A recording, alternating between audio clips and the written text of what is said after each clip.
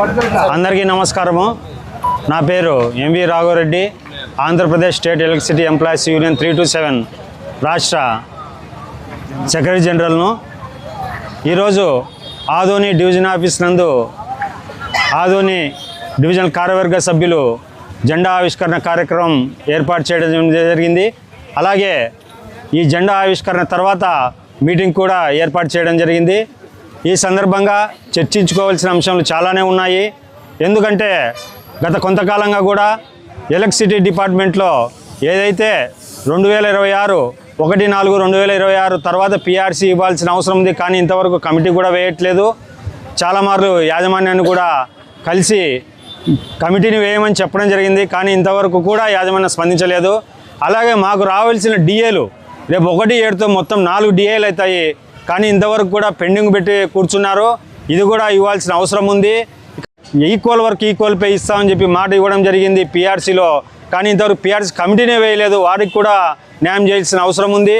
అలాగే వాళ్లకు రెగ్యులరైజేషన్ అయితేనేమి, వాళ్ళకి డైరెక్ట్ పేమెంట్ విషయంలో అయితేనేమి ఒక కమిటీని వేశారు, కానీ ఇంతవరకు కమిటీ రిపోర్ట్ లేదు, ఎటువంటి చర్చలు లేవు. ఈ అంశాలన్నిపైన కూడా ఈరోజు మీటింగ్లో చర్చించుకోవడం జరుగుతుంది. ఏదైనా కానీ నేను కార్మిక సోదరులందరికీ, తిరిగి సభ్యులందరికీ తెలియజేసేది ఏమంటే, ఈ ఉన్న సమస్యలన్నీ కూడా ఇంకా చాలా సమస్యలు ఉన్నాయి. ఈ సమస్యలన్నీ కూడా మన పోరాటాల ద్వారానే గతంలో సాధించుకున్నాము. రాబో కాలంలో కూడా పోరాటాల ద్వారానే సాధించుకోవాలి. ఎందుకంటే ఏదైనా సరే ఐకమత్యంతోనే మనం సాధించుకోగలమని మనం చూశారు మీరు జేఏసీలో. అలాగే వచ్చే కాలంలో కూడా జేఏసీగానే ఫార్మ్ అయ్యే ప్రయత్నం చేస్తున్నాము. దాంట్లో 327 కూడా కీలక పాత్ర పోషిస్తుందని సందర్భంగా తెలియజేసుకుంటున్నాను. ఏదైతే గతంలో 327 కీలక పాత్ర పోయించి రాష్ట్ర వ్యాప్తంగా నడిచిన ఉద్యమంలో ముందున్నారో మనమందరం కూడా రాబో కాలంలో జరిగే ఉద్యమంలో కూడా మనమందరం ముందుండి అందరికీ ఆదర్శప్రాయంగా నిలబడాలి. ఎందుకంటే మనందరికీ కూడా గౌరవనీయులు సంజీవ్ రెడ్డి గారు నాయకుడు, ఆయన నాయకత్వంలో ఆయన స్ఫూర్తితో మేమంతా కూడా ముందుకు పోతామని ఈ సందర్భంగా మీడియా సందర్భంగా అందరికీ తెలియజేసుకుంటున్నాను.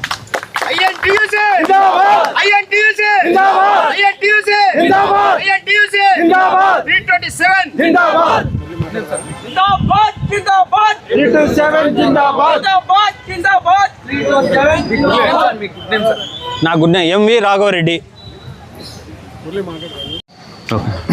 మీడియా మిత్రులందరికీ నమస్కారాలు. నా పేరు R Muralidhar, APSPDCL discount secretary 327 union.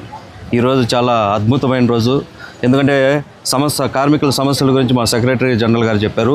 మా యూనియన్ గురించి నేను కొద్దిగా చెప్పాలి కాబట్టి, 1954లో గౌరవనీయులు పూజ్యులు డాక్టర్ జి సంజీవ్ రెడ్డి గారి చేతుల మీదుగా, అంటే ఈరోజు దేశంలో అత్యధిక సభ్యత్వం గల 3,60,00,000 మంది సభ్యత్వం గల ఏకైక సంస్థ యూనియన్ ఏదైనా ఉందంటే అది ఐఎన్టీయూసీ.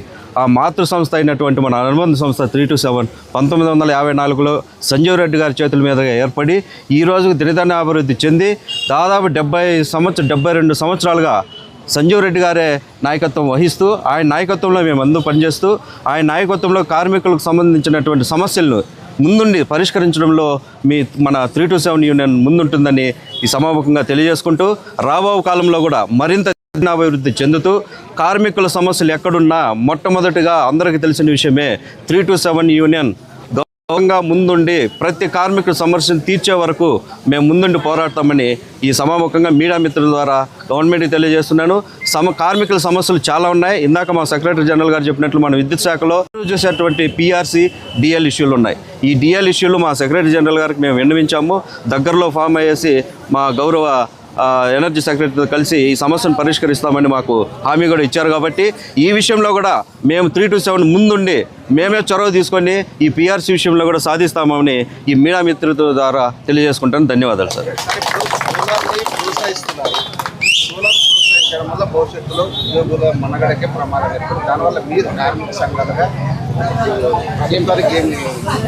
పాలసీ అయితే ఇంతవరకు కరెక్ట్, మాకు కూడా యాజమాన్యాలు ఎక్కడ వివరించలేదు. ఇంతవరకు కూడా యాజమాన్యాలతో అయితే మాట్లాడుతున్నాము.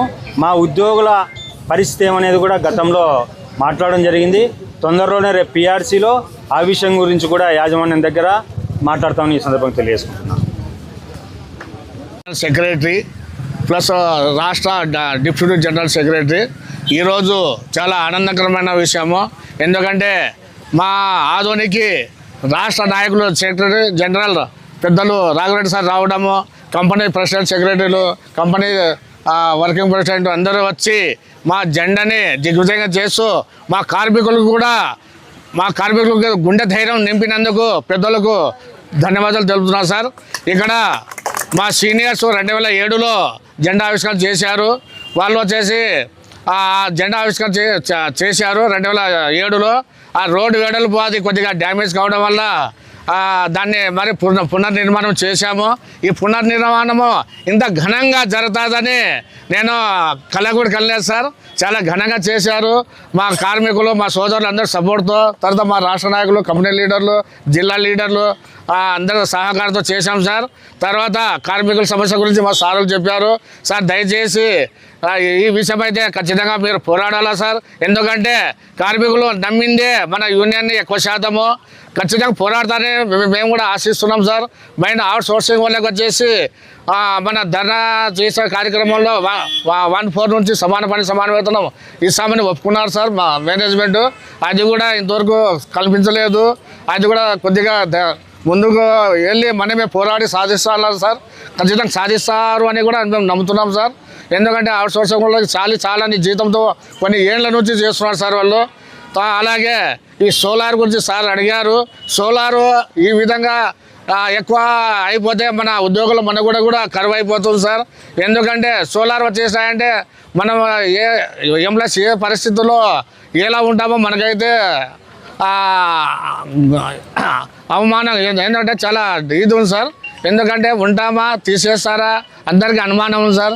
ఇది కూడా కొద్దిగా మేనేజ్మెంట్తో మాట్లాడి మీరు ఖచ్చితంగా దీన్ని క్లారిఫికేషన్ ఇస్తారని ఆశిస్తూ ఈ ఇంత ఘనంగా విజయం చేసిన అందరికీ ధన్యవాదాలు సార్. జెండా ఆవిష్కరణ కార్యక్రమం జరిగింది. దీని ముఖ్య కారకులైన ఈ డివిజన్ కార్యవర్గ సభ్యులందరికీ కూడా నా శుభాభివందనలు తెలియజేసుకుంటున్నాను. ఎందుకంటే ఏదైతే మనము యూనియన్ మన డివిజన్ ఆఫీసులకు ఎంటర్ అయ్యే ముందరగా మన యూనియన్ జెండా కనిపిస్తుందో మన యూనియన్ సభ్యులందరికీ కూడా అదొక ధైర్యం. మా 327 మా వెంబడి ఉంది అని ఒక ధైర్యం కోసం ఇక్కడ ఈ జెండా ఆవిష్కరణ జరగడం జరిగింది. కాబట్టి సోదరులారా